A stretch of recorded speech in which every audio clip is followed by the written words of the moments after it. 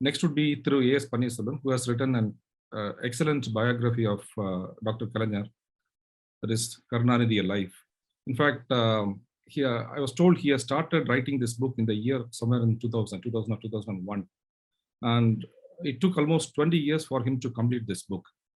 So he has got a long association with Dr.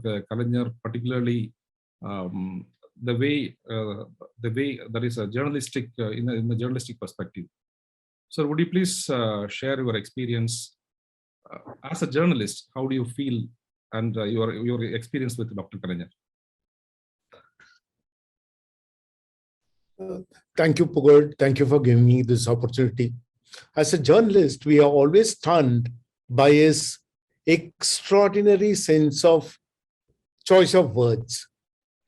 It was way back in 1993, he led a delegation to give a petition to the then Governor Bhishma Narayan Singh, seeking permission to prosecute the then Chief Minister. After giving the petition, he turned around, he stepped back, and then he went back to the governor's chamber. Therefore, we went with him and he turned and he looked at the governor and said, "Sir, I hope you will be a Gandhian and not a guardian." I thought that was a brilliant one-liner.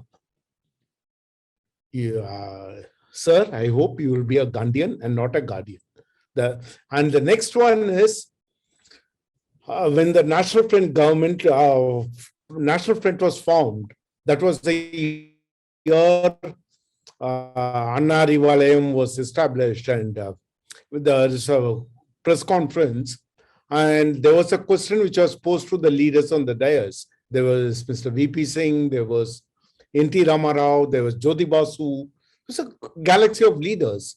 And the question was, what is the ideology of your friend? Are you left? Are you right?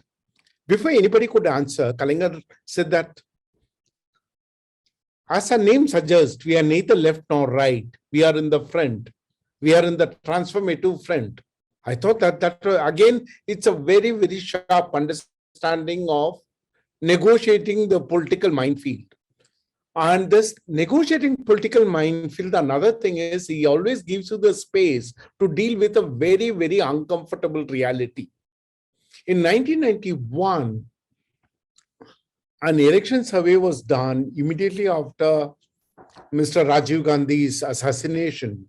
And the survey very clearly said that DMK is going to lose. There were some of my friends who were handling those numbers were very, very upset how to tell this news to him. But they have to also pass it on to him. Therefore, they went there. The moment they saw their face, he realized that the survey is a completely different reading. Therefore, he turned around and said, which means you're coming here to say that I'm going to get some rest. Why are you reluctant? I need some rest, and you're coming with that good news. That actually opened up the space.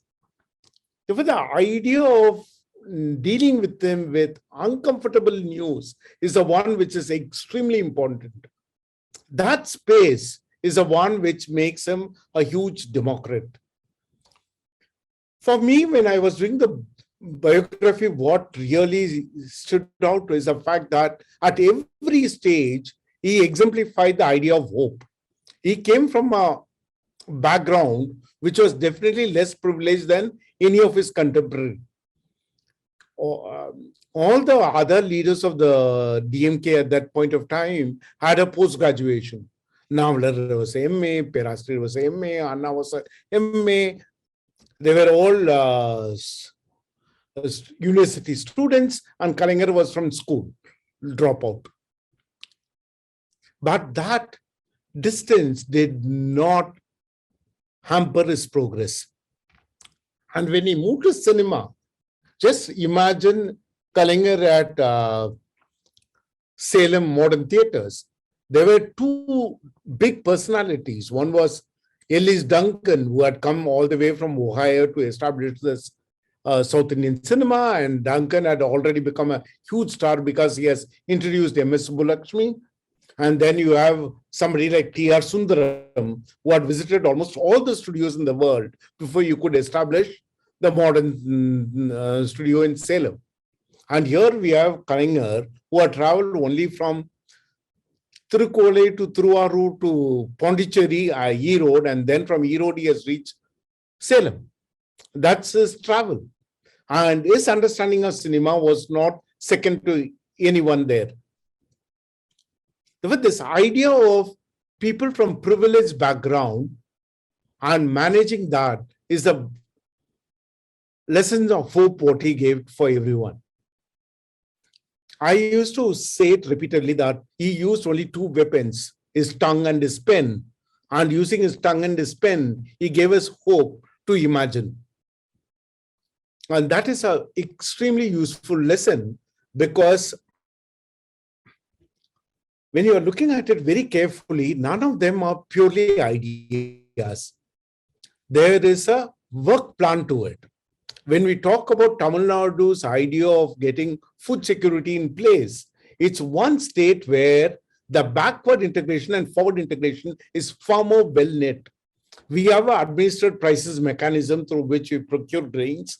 We have a robust PDS through which we distribute our grains.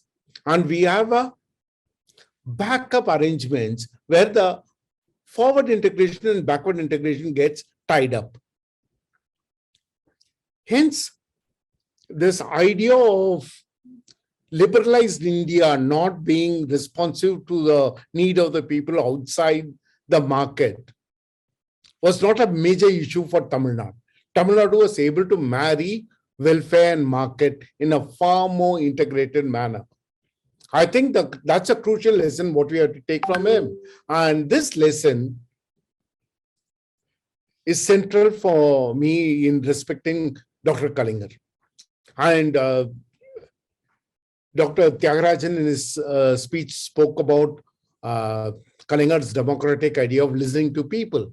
And listening to people also comes from having a set of proper consultation.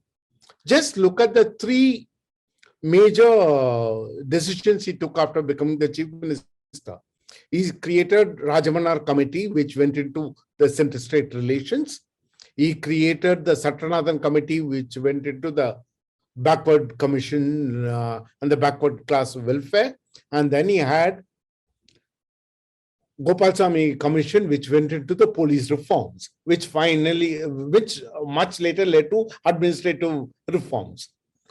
Which means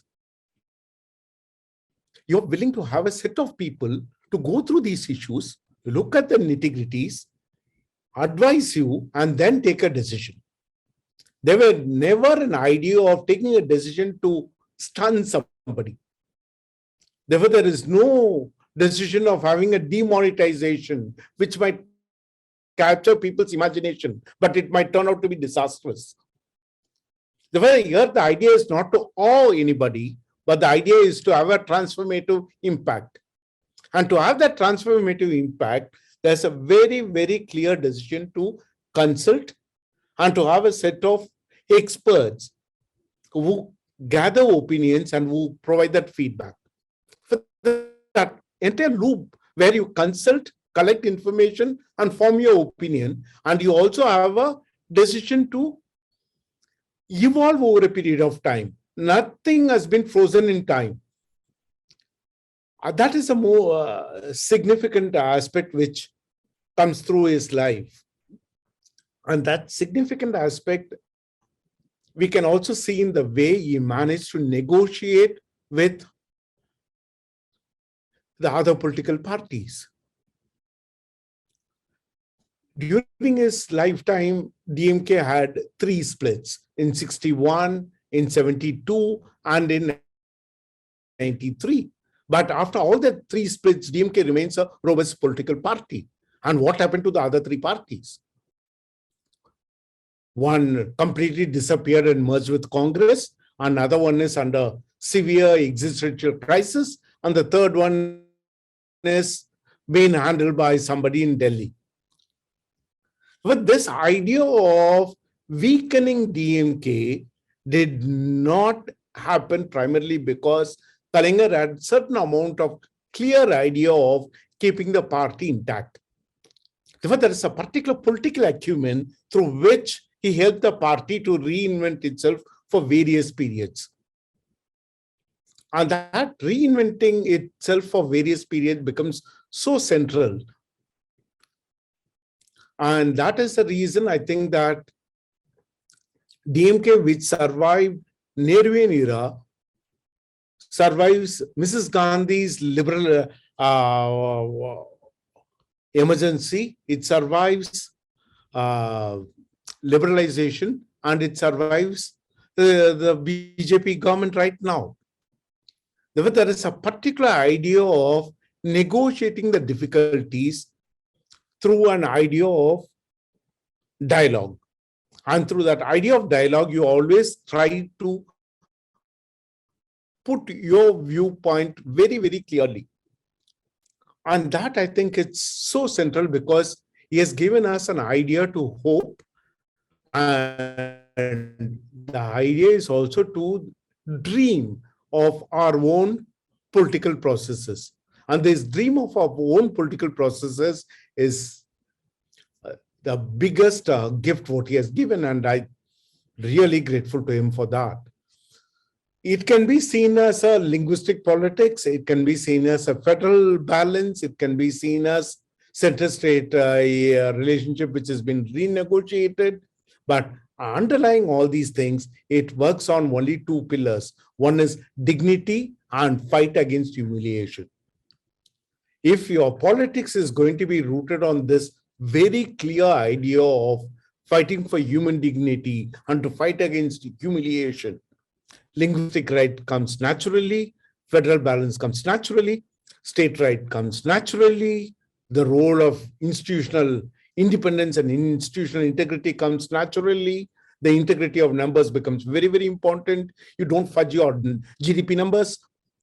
All these things come naturally because it is rooted on these two fundamental principles of self-respect, human dignity, and no humiliation.